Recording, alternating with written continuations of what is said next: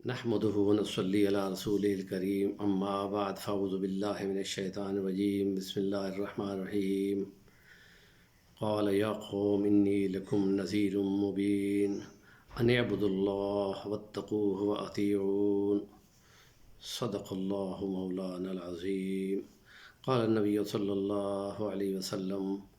التقوى ها هنا التقوى ها هنا ويشير إلى صدره ثلاث مرات۔ اللہ پاک قرآن مجید کو پڑھنے کی، سمجھنے کی، اس پہ عمل کرنے کی توفیق عطا فرمائے،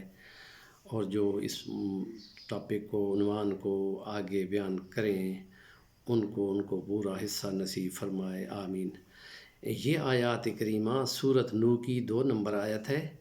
اور اس میں حضرت نوح علیہ السلام نے قوم کو دین کی تبلیغ کی، توحید کا ابلاغ کیا، شرک سے نفی کی، اور ان کو کہا کہ اے قوم، میں تمہاری طرف ڈرانے والا بنا کے بھیجا گیا ہوں کہ تم اللہ کی عبادت کرو، اس سے ڈر جاؤ اور میری اطاعت کرو۔ اس میں اللہ کی عبادت کا تذکرہ ہے، اور اللہ سے تقوی کرنے کا عنوان ہے، اور اللہ کے نبی حضرت نوح علیہ السلام کی اطاعت کا حکم ہے۔ تو اللہ کی عبادت ہوتی ہے یا زبان سے ہوتی ہے، یا جسم سے ہوتی ہے، یا مال سے ہوتی ہے۔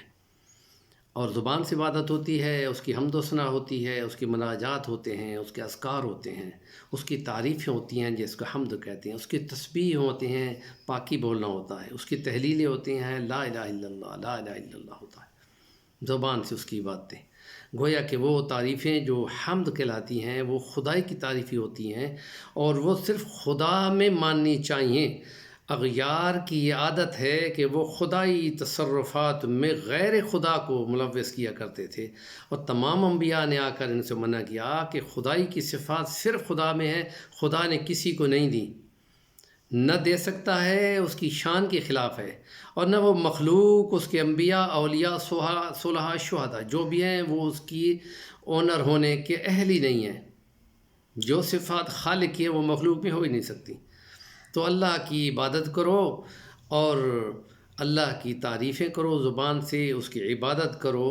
اس کی بندگی کرو۔ اس کی عبادات میں ہر امت میں اللہ نے عبادت میں نماز رکھی ہے، روزہ بھی رکھا ہے، اور مال کی عبادت میں زکوٰۃ ہوتی ہے۔ وہ خرچے، اخراجات جو دین کے لیے ضروری ہوتے ہیں یا غریبوں کی مدد کے لیے ہوتے ہیں وہ لیے جاتے ہیں، اور یہ اس کا عنوان ہے کہ غریب امیروں سے لیا جاتا ہے اور غریبوں میں تقسیم کیا جاتا ہے۔ یہ خدا کی طرف سے گویا کہ انسانوں کے لیے ایک چھوٹی سی آزمائش ہوتی ہے۔ تو اللہ کی عبادت کرو، اور اللہ کی عبادت کے ساتھ اس سے تقوی اختیار کرو۔ نبی کریم صلی اللہ علیہ وسلم فرماتے ہیں کہ تقوی یہاں ہوتا ہے، اپنے دل کی طرف اشارہ کیا، اور دل کی طرف اشارہ کر کے سینے پہ ہاتھ رکھ کے فرمایا تقوی ہا ہونا، تقوی ہا ہونا۔ یہاں دل میں ہوتا ہے، اللہ سے ڈرنا دل میں ہوتا ہے۔ اس لیے اللہ فرماتا ہے کہ جو تم عمل کرتے ہو ہم اس کے اندر چھپی ہوئی نیتوں کو جانتے ہیں، وہ خالص اللہ کے لیے ہونی چاہیے۔ عبادت ہو لیکن اس میں ریا ہو تو عبادت قبول نہیں ہو، تو مال خرچ کیا جائے اور اس میں دکھاوا ہو تو وہ عبادت قبول نہیں ہوتی۔ تو جو اللہ پاک حکم دیتے ہیں ان کو اختیار کرنا وہ اوامر کی ادائیگی ہے، اور جن سے وہ منع کرتے ہیں اس کو نواہی کہتے ہیں، ان سے رک جانا ضروری ہوتا ہے۔ اور خاص طور پہ یہ جو تقوی ہے یہ ان کاموں سے روکنے کے لیے ہے جن سے منع کیا گیا ہو، اور جن سے منع کیا جائے اس کو طب کی زبان میں یا میڈیکل کی زبان میں کہتے ہیں احتیاط کرنا، رکھ کرنا، بچ کے رہنا۔ جن کاموں سے اطباء منع کرتے ہیں، معالج، فزیشین منع کرتے ہیں کہ یہ چیزیں نہیں کھانی، ان سے پرہیز کرنا ہے، تو وہ ضروری ہوتا ہے، ورنہ دوائی اثر نہیں کرتی۔ سیم اسی طرح جتنی عبادات کی جائیں اگر منع کیے ہوئے کاموں سے نہ رکا جائے تو اس کا امپیکٹ نہیں آتا۔ آپ نمازیں پڑھتے رہیں لیکن برائی بھی کرتے ہیں، فائدہ نہیں ہوتا۔ تو اس عبادت کا نتیجہ لازمی یہ ہوتا ہے کہ بندہ وہ برائی کو چھوڑ دے۔ تو یہ اس کے لیے ہم کہتے ہیں کہ حضرت عمر فاروق نے ایک صحابی حضرت کعب الاحبار سے فرمایا تھا کہ آپ یہودی مذہب کے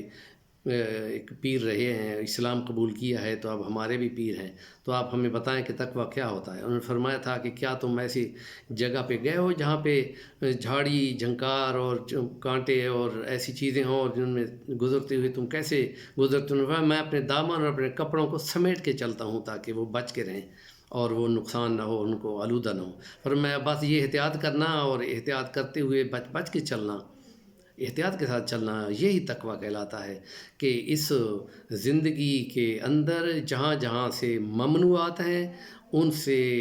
بچنا، کہ نہ کرنا کہ خدا نے منع کیا ہے، اور اگر تم ان کو کرنے کی جسارت کرتے ہو تو تم گویا اللہ سے نہیں ڈر رہے ہو۔ تو اللہ پاک اس لیے جگہ جگہ پر تقویٰ کرنے کی تلقین کرتا ہے، حکم کرتا ہے، واتقوا اللہ واعلموا انکم ملاقوہ، یہ یاد رکھو کہ اللہ کے سامنے تم نے بھی جانا ہے، اور جو کام ان سے نے تمہیں منع کیے ان سے رک کے جاؤ، اور جو رک جاتا ہے وہ اپنے اوامر کی ادائیگی کے ساتھ ادھر سے بچ بھی جاتا ہے تو پوری صحت پا لیتا ہے اور ایمان کامل اس کا ہو جاتا ہے۔ تو تیسری بات حضرت نوح علیہ السلام کی فرمان کی ہے کہ میری اتباع کرو، کہ ان کاموں کو جو بندگی عبادت کے اوامر ہیں کیسے کرنے ہیں، میری اطاعت کرو گے تو میں تمہیں بتاؤں گا، اور جن کاموں سے بچنا ہے، جن رکنا ہے، میں تمہیں بتاؤں گا کہ ان سے کیسے بچنا ہے۔ تو یہ نبی کی اتباع کے بغیر ممکن نہیں ہوتے۔ ہمارے نبی کی صلی اللہ علیہ وسلم پر آخر پہ اللہ پاک نے بھیجے، اور ان کو یہ کہا گیا کہ میں تم میں دو بھاری چیزیں چھوڑ کے جا رہا ہوں، ایک اللہ کا قرآن فرمان اور ایک میری سنت اور اتباع۔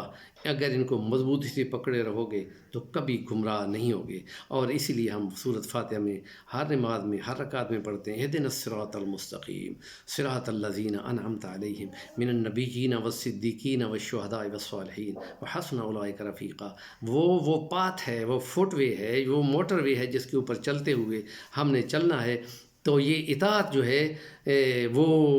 سننے کو کہنا کہ ہم نے سن لیا، اور زبان سے کہو کہ ہم نے مان لیا، اور جب اطاعت کے بعد اتباع کی آئیں گے تو پھر مکمل طور پہ پیروی کرنے کو اتباع کہتے ہیں۔ اللہ پاک ہمیں اپنے دین کی ان باتوں کو سمجھنے والا، اتباع کرنے والا، آگے بیان کرنے والا، ابلاغ کرنے والا پورا بنا دے، اور ہمارے اس چینل کو سبسکرائب کریں، اپنے دوستوں کو آگے بتائیں، اور اس میں انشاءاللہ جو بھی آگے نیکی کو بیان کرتا ہے، ابلاغ کرتا ہے، اس میں اس کا پورا حصہ ہوتا ہے۔ اور جو آج کل کے اس جنریشن 5th جنریشن وار جس کو کہتے ہیں، جدید ترین میڈیا، اس میں نیکی بھی بہت تیزی سے جاتی ہے اور برائی بھی بہت تیزی سے جاتی ہے۔ برائی کو ابلاغ کرنے کا نقصان یہ ہوگا کہ برائی میں بھی پورا حصہ جائے گا، اور اس میں نقصان ہوگا کہ وہ اٹھانا ہوگا، کیونکہ قرآن ہمیں یہ خبر دے چکا ہے کہ احتیاط کرنی چاہیے۔ اللہ پاک ہمیں عمل کی توفیق عطا فرمائے، آمین، وآخر دعوانا الحمدللہ رب العالمین۔